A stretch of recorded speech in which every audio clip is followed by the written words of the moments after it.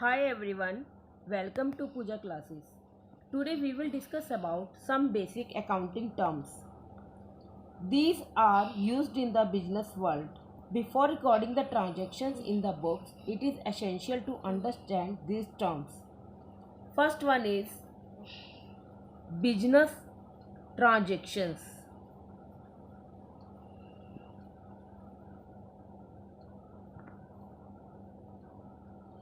A business transaction is an economic activity. Economic activity means the activity that is done for money. That change its financial position, जो कि business की financial position को change कर देती है. Suppose goods purchased for cash ₹50,000. हमने 50,000 का goods purchase किया. इससे क्या हुआ? एक तो हमारा स्टॉक इंक्रीज हुआ 50,000. सेकंड हमारी कैश डिक्रीज हुई 50,000. इससे हमारी बिजनेस की फाइनेंशियल पोजीशन चेंज हो गई. So we can say business transaction is an economic activity of the business that change its financial position. Always there is some inflow or outflow of money. Second term है event. Event is an consequence or result of business transaction. कि business transaction का क्या result रहा, क्या consequence रहा, that is called event. For example, a furniture sold for ₹10,000 and its cost was ₹8,000. अब यहाँ पे क्लियर है कि हमने फर्नीचर 10,000 का सॉल्व किया बट इसकी कॉस्ट 8,000 थी, तो हमने यहाँ पे 2,000 का प्रॉफिट अर्न किया, 2,000 का हमें गेन हुआ. That is called event. Third, account. An account is a record of all business transactions relating to a particular person or item. In accounting, we keep a separate record of each individual asset, liabilities, expenses or income. And the place where such a record is maintained is called an account. हम accountancy में हर एक item के लिए, हर एक person के लिए अलग अलग रिकॉर्ड मेंटेन करते हैं, और वो प्लेस जहाँ पे हम ये रिकॉर्ड मेंटेन करते हैं उसे हम बोलते हैं अकाउंट. अकाउंट को हम हमेशा टी शेप में बनाते हैं. Suppose this is cash account. हर एक अकाउंट की टू साइड्स होती हैं, right hand side and left hand side. Left hand side को हम बोलते हैं debit side and right hand side को हम बोलते हैं क्रेडिट साइड. डेबिट को हम डीआर से डिनोट करते हैं, क्रेडिट को सीआर से डिनोट करते हैं. Fourth point is capital.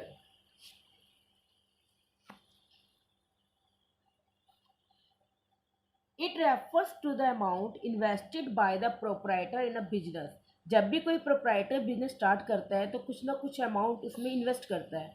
The amount invested by the proprietor is called capital. It may be in the form of cash or goods or other assets. किसी भी form में हो सकता है ये. That is called capital. हमारे पास एक formula भी है कैपिटल निकालने के लिए. Capital is equal to assets minus liabilities. Capital is also known as owners equity और नेटवर्थ. हम कैपिटल को ऑनर्स इक्विटी भी बोलते हैं, नेटवर्थ के भी बोलते हैं. Fifth point is drawing. Any cash और value of good withdrawn by the owner for personal use or any private payment made out of business funds are called drawing. कोई भी कैश या फिर कोई भी गुड्स जो कि प्रोप्राइटर ने, जो कि उसके ऑनर ने अपने पर्सनल यूज़ के लिए, अपने प्राइवेट यूज़ के लिए बिजनेस से विड्रॉ की है, that is called drawing. It may also be in form of cash और goods. Sixth point is liabilities. Liabilities refers to the amount which the firm or business owes to outsiders. वो amount जो कि business को outsider को पे करनी होती है, that is called liabilities. For example, goods purchased on credit from Ram for ₹40,000. हमने 40,000 का गुड्स राम से परचेज किया क्रेडिट में. यहाँ पे राम हमारा क्रेडिटर बन गया. क्रेडिटर मीन्स हमारा लेनदार. लेनदार मीन्स कि अब हमें उसे इन फ्यूचर पेमेंट करनी है ₹40,000 की. यहाँ पे राम हमारी लाइबिलिटीज़ है as a creditor. Liability can be expressed as assets minus capital. Seventh point is assets.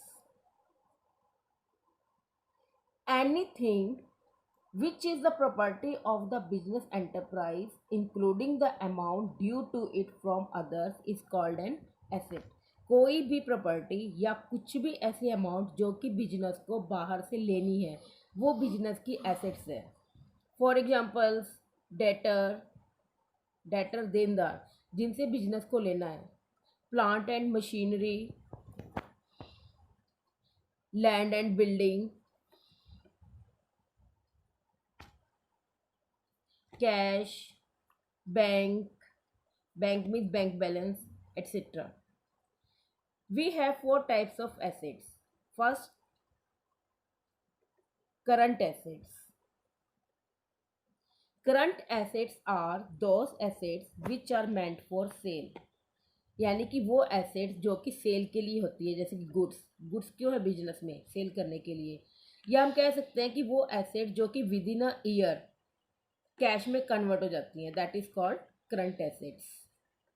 Second, non current assets. Non current assets वो एसेट्स होती हैं जो कि प्रोडक्शन में हेल्प करती है बिजनेस की, और जो कि 1 ईयर के अंदर कैश में कन्वर्ट नहीं होती, वो लंबे टाइम तक बिजनेस में बनी रहती हैं. For example, plant and machinery, land and building, furniture, etcetera. Third one is fictitious asset. Fictitious asset को हम नॉमिनल एसेट्स भी बोलते हैं. These are the assets which cannot be realized in cash.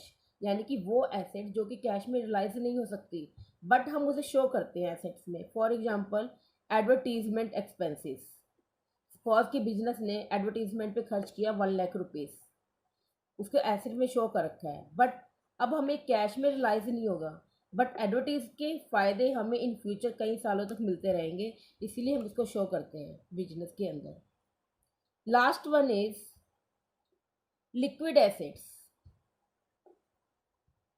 Liquid assets वो assets होती है जो कि कैश की फॉर्म में ही होती है, और we can say that can be quickly converted into cash. For example, cash, bank balance और bill receivable, etcetera. 8th point is purchase. वैसे तो परचेज का मीनिंग होता है to buy anything, but in business we use the term purchase only for goods. अब goods क्या होता है? Goods are the items in which a business deal with. कि जिस भी चीज़ को बिजनेस सेल परचेज कर रहा है, उसको बेच रहा और खरीद रहा है, जिसे प्रॉफिट अर्न कर रहा है, that is called goods. For example, एक क्लॉथ डीलर है. अब क्लॉथ डीलर के लिए गुड्स क्या होगा? क्लॉथ, क्योंकि वो क्लॉथ को बेच के या खरीद के ही प्रॉफिट अर्न कर रहा है, वो उसकी डेली डीलिंग आइटम है. बट यदि वही क्लॉथ डीलर फर्नीचर परचेज करता है फॉर कस्टमर को बिठाने के लिए, तो वहाँ पे फर्नीचर उसका गुड नहीं है, बल्कि वो एक एसेट है. And we use purchase word for both cash purchase and credit purchase. Means हम उधार में परचेज करें या नकद में परचेज करें, कैश में परचेज करें, क्रेडिट में परचेज करें, बट गुड्स होना चाहिए, that is called purchase. 9 term है purchase return. When purchased goods are returned to the supplier, these are known as purchase return. कई बार जो हमने गुड्स परचेज किया होता है वो अकॉर्डिंग टू अवर ऑर्डर नहीं होता, या वो कई बार ख़राब हो जाता है रास्ते में, या फिर अकॉर्डिंग टू क्वालिटी नहीं होता, तो हम उसे रिटर्न कर देते हैं, तो that is called purchase return. Next point is sales. जैसे कि हम परचेज टर्म को सिर्फ गुड्स के लिए यूज़ कर रहे थे, ऐसे ही सेल टर्म को भी हम गुड्स के लिए ही यूज़ करते हैं. कि हमने गुड्स को सेल किया, तो हम गुड्स के लिए हम गुड्स वर्ड नहीं लगाएंगे, हम सेल वर्ड लगाएंगे. Goods sold for cash. Suppose ये एंट्री है, तो हम इसके लिए हम एंट्री करते हैं cash account debit to sale. अब यहाँ पे हमने गुड्स वर्ड नहीं लगाया, सेल वर्ड लगाया. हम बाकी अब इन एंट्री को आने वाली वीडियोस में करेंगे डिटेल में. तो सेल वर्ड भी हम गुड्स के लिए यूज़ करते हैं. नेक्स्ट टर्म है sales return.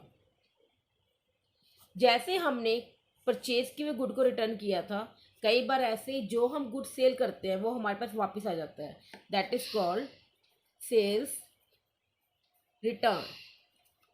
Next point is stock. Stock includes the value of those goods which are lying unsold at the end of accounting period. कि वो गुड्स जो कि अकाउंटिंग पीरियड के एंड तक सेल नहीं हुए हैं वो स्टॉक होते हैं. अब हमारे पास स्टॉक 3 टाइप्स का होता है: stock of raw material, stock of work in progress and stock of finished goods. First, stock of raw material. Suppose एक क्लॉथ मिल है. क्लॉथ मिल में क्या काम होता है? क्लॉथ बनाने का. तो वहाँ पर कॉटन का स्टॉक पड़ा है 40,000 रुपीज़ का. तो जो कॉटन का स्टॉक है, कॉटन यहाँ पे क्या है? Raw material. तो कॉटन का जो स्टॉक है वो कहलाएगा stock of raw material. Second, stock of work in progress. कुछ कॉटन के थ्रेड्स रोल बन चुके हैं, धागे बन चुके हैं, बट कपड़े में कन्वर्ट नहीं हुआ वो. तो वहाँ पे थ्रेड रोल क्या है? वर्क इन प्रोग्रेस, यानी कि काम चल रहा है बट अभी फिनिश नहीं हुआ, तो वो उसका स्टॉक कहलाएगा stock of work in progress. Last is stock of finished goods. कि क्लॉथ रेडी है बट अभी अनसोल्ड है, तो वो कहलाएगा stock of finished goods. Next term है हमारे पास debtors.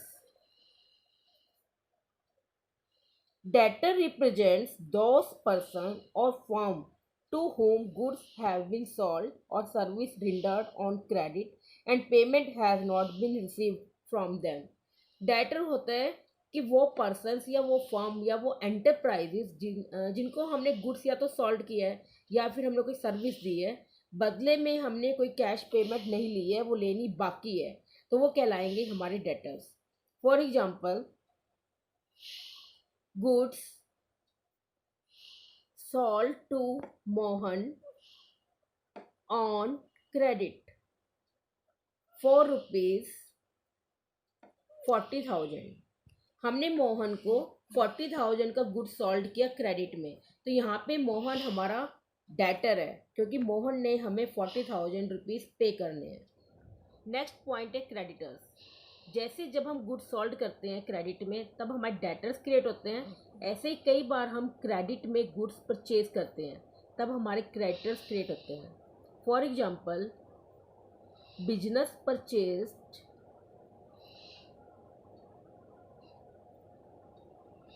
Goods from Shyam for ₹20,000 on credit. कि बिजनेस ने शाम से 20,000 रुपये का गुड्स परचेज किया, वो भी क्रेडिट में. तो यहाँ पे शाम हमारा क्रेडिटर है क्योंकि बिजनेस को इन फ्यूचर उसे 20,000 रुपीज़ पे करने हैं. नेक्स्ट टर्म है बिल रिसीवेबल. बिल रिसीवेबल को हम बिल ऑफ एक्सचेंज भी कहते हैं. अब bill of exchange become bill receivable for the person who draws it after it's acceptance from the drawing. Suppose अभी हमने ये देखा था डेटर क्रिएट हुए थे, हमने राम को 50,000 रुपये का गुड सॉल्व किया था क्रेडिट में. अब राम ने क्या किया, हमें कैश ना पे करके एक BR, एक नोट राइट करके दे दिया जिसके अंदर उसने एक्सेप्टेंस दी है कि वो 3 मंथ्स के बाद 50,000 रुपीज़ पे कर देगा. इसे बोलते हैं, इस नोट को हम बोलते हैं बिल रिसीवेबल. नेक्स्ट है बिल्स पेबल. जैसे हम डेटर से BR रिसीव करते हैं, ऐसे हम क्रेडिटर्स को भी बिल्स पेबल दे सकते हैं। जब हम किसी को प्रॉमिस करते हैं उसके अमाउंट पे करने का, अभी अब एग्जांपल में क्या था कि हमने 20,000 का जो गुड्स है शाम से परचेज किया था, तो हमने उसे 20,000 पे ना करके हमने उसे एक नोट राइट करके दे दिया, जिसके अंदर हमने टाइम पीरियड लिख दिया कि 2 और 3 मंथ्स के बाद हम उसके अमाउंट को पे कर देंगे, तो उसे कहते हैं हम बिल्स पेबल।